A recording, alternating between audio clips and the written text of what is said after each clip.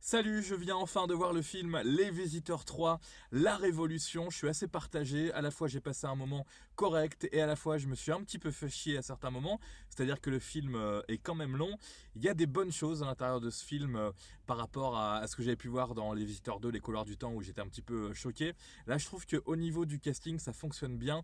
Christian Clavier et Jean-Marie Poiré ont eu raison d'intégrer des jeunes, entre guillemets, à ce casting. On a Harry Habitant, on a Franck Dubosc, hein, c'est pas de bons exemples pour parler de jeunesse.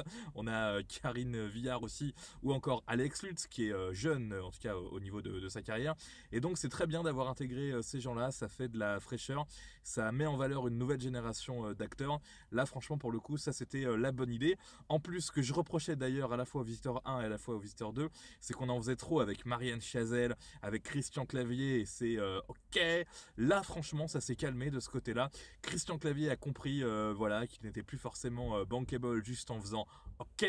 Donc tout ça c'est fini. On va avoir de l'humour qui va être amené par d'autres personnes dans ce film. Donc Alex Lutz, Harry Habitant, Franck Dubosc. Et donc c'est bien de se renouveler de ce côté-là. Et ça apporte un petit peu de fraîcheur. Donc je suis assez convaincu par ce casting qui ratisse pour le coup très très large, ce qui assurera peut-être un petit succès garanti pour ce film. C'est loin d'être gagné franchement parce que voilà, ok, Les Visiteurs c'est un gros classique, mais là il faut convaincre les jeunes aussi d'aller voir ce film que j'ai trouvé vraiment drôle par moment. Il y a des bonnes intentions, il y a des bonnes choses, il y a une assez bonne réalisation. Enfin voilà, c'est au cinéma, donc bel écran, bien grand, belle image, vraiment un film qui se laisse bien regarder. Au début ça va commencer par une scène moyenâgeuse, un peu comme tous les Visiteurs me semble-t-il, comme le 1 et le 2, où on va vraiment mettre des moyens dans les travelling, dans la manière dont c'est filmé. Donc on s'y croit. Ensuite, on va avoir des scènes aussi au château de Montmirail à l'époque de la Révolution. Là aussi, jusque-là c'est bien.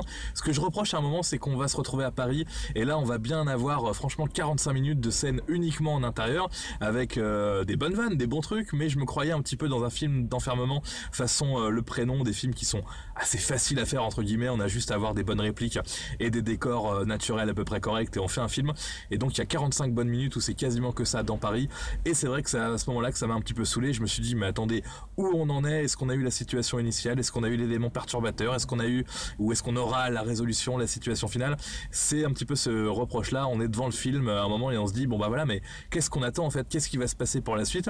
Théoriquement la chose qu'on attend c'est que nos deux héros rentrent dans leur temps. C'est ce qu'on attend dans le 1, dans le 2 et donc dans le 3 aussi. Sans spoiler, je peux vous dire que la fin du film est ouverte. Voilà, ils vont tout tenter pour faire un 4. Ça dépendra du succès commercial de ce film là, mais il y aura moyen de faire un 4 parce qu'à la fin le problème entre guillemets sera toujours pas résolu. Ils vont atterrir dans une autre époque, je vais pas vous dire quelle époque, mais une époque où il y a de quoi faire au niveau cinéma, donc il y a de quoi faire un quatrième film qui pourrait être innovant. Je dis pas que celui-là ne l'est pas. La Révolution c'est vraiment une super période pour faire un film. Je vais presque vous dire qu'on apprend 2-3 trucs d'histoire. Bon, il y a quand même des choses pas très sérieuses, c'est-à-dire qu'on vanne un petit peu Robespierre, mais on apprend quand même 2-3 choses. Et en plus je pense que dans les 3 films, les 3 époques sont extrêmement intéressantes. On a donc le Moyen-Âge avec la noblesse, on va dire, qui domine un peu les autres. Là, on est dans la Révolution avec la noblesse qui se fait chasser et les citoyens, comme on dit dans ce film, qui vont prendre un petit peu le contrôle. Et puis donc, dans les Visiteurs 1 et 2, on avait aussi l'époque moderne des années 90 avec les anciens riches, entre guillemets, les Montmirail qui ne sont plus propriétaires du château et les Jacquard, anciennement Jacouille et Jacouillet, qui ont réussi à récupérer le château pendant la Révolution. C'est ce qu'on nous explique dans le tout premier film, tout d'ailleurs. Donc là, tout d'abord, donc la boucle est correctement bouclée. J'ai envie de dire de ce côté-là, c'est pas mal, même si on veut pas boucler la boucle au bout du 3e film. On a envie de faire une quadrilogie visiblement chez Jean-Marie Poiré, et ça moi je suis pas contre, hein. Ça dépendra vraiment si ce film là est rentable, si ce film là fait beaucoup d'entrées, si ce film là rapporte beaucoup d'argent, ou si c'est un échec commercial, et ça on le saura dans quelques semaines. Donc voilà, je pense aussi aux gens qui m'ont dit un peu sur YouTube, j'ai eu quelques remarques là-dessus, comme quoi le 2 n'était finalement pas si mal que ça. Donc voilà, les gens qui aiment le 2 aimeront forcément ce 3e épisode. Les gens qui sont amoureux du 1 peuvent rester sur leur faim parce que voilà, c'est plus du tout la même époque, on n'est plus dans le même genre de van, on n'est plus dans la découverte, là on est vraiment un petit peu dans le côté, je sais pas, théâtre, des longs dialogues entre une petite dizaine de personnages, parce qu'il y a beaucoup de personnages qui s'échangent des vannes, des bonnes répliques entre eux. C'est plus ce côté-là, à la limite, que moi j'ai apprécié, et c'est complètement différent de l'humour des tout premiers Visiteurs. Voilà, Les Visiteurs 3, La Révolution, plutôt correct, avec un Christian Clavier qui n'en fait pas trop, il laisse les jeunes acteurs faire des vannes.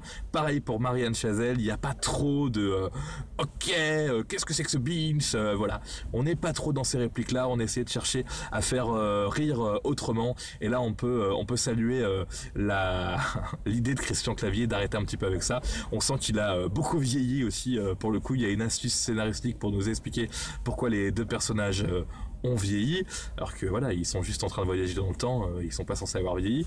Jean Reno, lui pour le coup on voit pas qu'il a vieilli, franchement. Jean Reno, classe, simple, efficace, vraiment appréciable dans ce film. Les Visiteurs 3, La Révolution, que je me permets de recommander à ceux qui se reconnaîtront dans ce genre de film, et à ceux qui aiment la saga Les Visiteurs. Vivement le 4, dans une époque, vous serez surpris, spéciale. Salut!